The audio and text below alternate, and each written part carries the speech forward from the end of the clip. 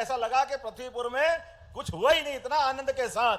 कहा 1 बजे तक का मौसम, जब ऐसा लग रहा था कि असंभव है। और आज अपना बदलता दौर, मैं अपनी ओर से आज देवी अहिल्या इस नारी शक्ति सम्मेलन में जब मैं आपसे बात कर रहा हूं तो मुझे लग रहा है कि अहिल्या माता की ही कृपा होगी। बोलिए अहिल्या महारानी की। भारत में बहन बेटियों का सम्मान क्या होता है, ये दुनिया में कहीं रक्षाबंधन नहीं बनता है, एक धागे का बंधन, लेकिन 7 जन्मों तक भाई बहन का जो प्यार रहता है, इस प्यार की किसी से तुलना नहीं हो सकती है। इसलिए हमारी सरकार ने तय किया है लाडली बहनाओं के लिए। ये कांग्रेस के लोग कहते थे कि ये योजना बंद कर देंगे, चुनाव की योजना है, पैसे नहीं है, कहां से लाएंगे। अरे भैया, तुम्हारी नियत जैसी नियत वैसी बरकत। तुम्हारे टाइम सरकार में बिजली बंद, सड़क नहीं, समाज में हाहाकार, लेकिन हमने तो कहा है 1000 देते थे लाडली बहना को, गए साल रक्षाबंधन पे 250 दे करके 1250 भी दे रहे हैं, और फिर रक्षाबंधन पे 250 बढ़ाएंगे, और भाई दूज दिवाली से 1500 रुपया महीना चालू करने वाले हैं अपनी लाडली बहनाओं के लिए। अरे बहनों के आशीर्वाद से भाई की जिंदगी और पूरा समाज अपने आप को धन्य मानता है। बहनों के जीवन में जो जो हो सकता है वो सब करने के लिए तैयार है, कोई कमी हमारे पास नहीं है। और आप चिंता मत करना, इस साल दिवाली से तो आपको 1500 मिलेंगे, अगले साल फिर 250, फिर 250, और 2028 तक 3000 रुपया महीना बहनों को दिया जाएगा। 3000 रुपया महीना। दुनिया की कोई ताकत हमारी बहनों को धन देने से नहीं रोक सकती है। हमारी सरकार में परमात्मा की दया से विकास के मामले में कोई कोर कसर बाकी रहने वाली नहीं है। जब विकास की बात कर रहे हैं तो इतना ही नहीं, अभी 3000 तो आपको आपके घर पे देंगे, लेकिन बहनें अगर हमारे कामकाज करने आए, रेडीमेड गारमेंट्स में कोई और ठोस काम करने आएगी, तो बहनों के लिए कारखाने में 5000 रुपया महीना सरकार की ओर से अलग से दिया जाएगा। यह हमारी सरकार का निर्णय है। बहनों के लिए अपने रेडीमेड गारमेंट्स, बहुत सारे कारखाने हैं, धीरे धीरे करके पूरे प्रदेश में युवा बच्चों के लिए सरकार के माध्यम से एक के बाद एक यशस्वी प्रधानमंत्री का जोरदार अभिनंदन कर दे श्रीमान नरेंद्र मोदी जी का, जोरदार ताली बजा करके। यशस्वी प्रधानमंत्री ने सरकार बनने के बाद वर्तमान के समय में जिस प्रकार से शासन चला के बताया है, और बहनों के लिए तो कहना ही क्या, बहनों के जीवन में सबसे बड़ा महत्व सुहाग का है, और सुहाग की बिंदी के लिए वो शेर से भी लड़ जाती है, शेर से। ये उनका अपना जीवन का रिकॉर्ड है। 7 जन्मों के फेरे के बाद विवाह के प्रसंग से माता बहनें अपने परिवार की शोभा अपने पतिदेव के माध्यम से पतिदेव में परमेश्वर के दर्शन करती है। ये हमारी परंपरा थी, लेकिन दुर्भाग्य के साथ कहना पड़ेगा, नापाक पड़ोसी पाकिस्तान ने पहलगांव में हमारी बहन के सिंदूर पे हाथ डालने का प्रयास किया, सुहाग पे गलत निगाह डालने का प्रयास किया, घर जाके उसको ठिकाने लगाने का काम किया है। यह हमारे सेना के लिए जोरदार अभिनंदन कर दे, और प्रधानमंत्री के लिए भी। अरे 7 ताले में बंद भी रहेगा दुश्मन, तो यशस्वी प्रधानमंत्री हमारे देश के नागरिकों के लिए और खासकर बहनों के इस मामले में तो कोई कॉम्प्रोमाइज करने वाले नहीं है, कोई कॉम्प्रोमाइज नहीं करने वाले हैं। आज बदलते दौर का भारत है, यह कांग्रेस का जमाना नहीं है जब बॉर्डर पर सेना के जवानों के सिर काट करके पड़ोसी ले जाते थे और फुटबॉल खेलते थे। और दुर्भाग्य के साथ कहना पड़ेगा, ये नेता प्रतिपक्ष अभी है, उनकी पार्टी के लोग कहते थे क्या करें, पाकिस्तान की सीमा में ले गए, हम क्या करें। अरे डूब मरो चुल्लू भर पानी में तुम अगर इस ढंग का व्यवहार करते हो। जनता सही कर रही है आपको घर पहुंचा करके। आज पूरा पाकिस्तान का कोई नेता, किसी ने नहीं कहा, कोई सेना अध्यक्ष, क्या नाम है, मुनीर, और कौन प्रधानमंत्री है, शरीफ तो नहीं है, बदमाश है, किसने शरीफ नाम रख दिया। पहले अटल जी की पीठ में छुरा घोपा बड़े वाले ने, और छोटे वाला और आगे बढ़ा, लेकिन घर जाके मार करके ठिकाने लगाया हमारी सेना ने। जोरदार अभिनंदन करो, यह हमारा बदलते दौर का भारत है। दुनिया का कोई देश हमारी सीमा के अंदर हमारे नागरिकों के साथ अब कोई गड़बड़ नहीं कर सकता है। दुनिया के 3 देश ऐसे हैं, अमेरिका, इजराइल और भारत, जो अपने दुश्मनों से लड़ने के लिए अपनी सीमा का इंतजार नहीं करता है, उनके घर में घुस के मारने का काम करता है। यह बदलते दौर का भारत है। बोलो भारत माता की, भारत माता की। भगवान राम के काल से, भगवान कृष्ण के काल से भारत के सूरवीरों की सूर पताका ऐसे ही नहीं फहराती है। कंस को भी भगवान कृष्ण ने घर में घुस के उसको ठिकाने लगाया था। जो अति करेगा उसको ठिकाने लगा करके अपनी सनातन संस्कृति की ध्वजा लहराने का काम इसलिए हमारी सरकार ने तय किया है। भगवान कृष्ण की जहां जहां लीलाएं हुई है, प्रत्येक स्थान को, चाहे वो उज्जैन का सांदीपनि आश्रम हो या वो नारायण नामक स्थान जहां भगवान कृष्ण और सुदामा की दोस्ती हुई थी, या वो जानापाव की पहाड़ी जहां महर्षि परशुराम जी ने भगवान कृष्ण को सुदर्शन चक्र दिया, या वो धार के पास का अमझेरा नामक स्थान जहां माता रुक्मिणी के हरण के समय भगवान कृष्ण और रुक्मी के युद्ध में बड़ा इतिहास बना था, ऐसे प्रत्येक स्थान में जहां जहां गोपाल कृष्ण की लीलाएं हुई है, प्रत्येक स्थान को तीर्थ बनाएंगे। हमारी सरकार के माध्यम से तीर्थ बनाएंगे हर स्थान को, पैसे की कोई कमी नहीं आएगी। अरे अतीत के गौरवशाली ऐसे पृष्ठों को समाज के सामने लाने की आवश्यकता है। इसलिए हमारी सरकार विरासत से विकास की ओर बढ़ रही है, और विकास की ओर भी सभी प्रकार से, क्या महिला, क्या किसान, क्या युवा, क्या गरीब, सबकी जिंदगी बेहतर करने के लिए। आप बताइए, राहुल जी मौजूद है, हमारी साध्वी उमा भारती जी 20 साल पहले से लड़ाई लड़ती थी केन बेतवा नदी जोड़ों के माध्यम से।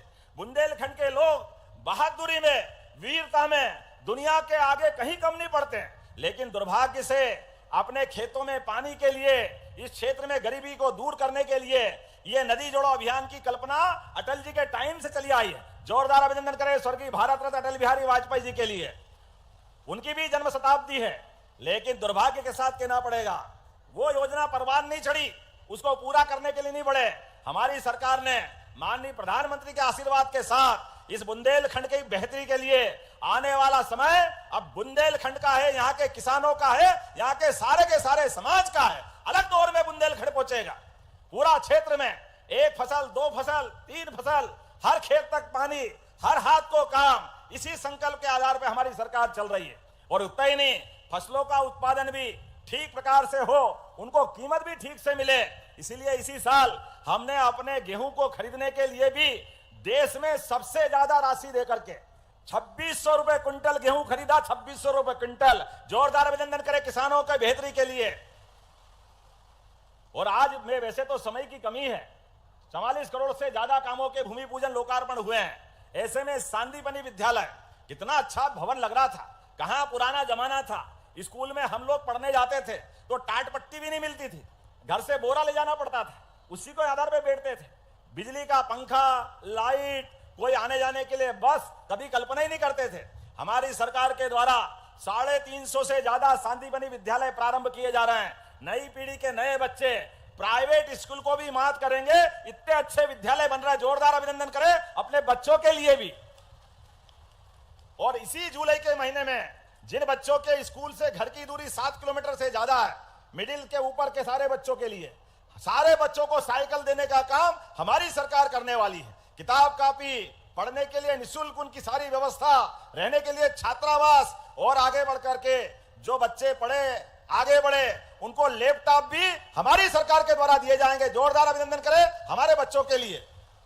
और ये रोजगार के अवसरों के लिए रोज लगातार एक के बाद एक हम प्रयास कर रहे हैं। सभी प्रकार के आईटी के सेक्टर, सर्विस सेक्टर, हेल्थ का सेक्टर, जहां जहां रोजगार मिल रहे हैं उसमें मध्य प्रदेश के अंदर तो प्रोत्साहन दे ही रहे हैं। हमारे प्रदेश के बच्चे भी बढ़े, आपके अपने परिवार से भी बढ़े, उनको भी सारी उन्नति के लिए अवसर दे रहे हैं। लेकिन देश के भी सबसे बड़े घराने और विदेश से भी सबको मध्य प्रदेश में बुला करके एक एक करके वो सारी चीज कर रहे हैं, जिसके भरोसे से हमारे प्रदेश के युवा बाहर नहीं जाएंगे। कोई बेंगलोर जाने की जरूरत नहीं, कोई कर्नाटक के किसी राज्य में जाने की जरूरत नहीं।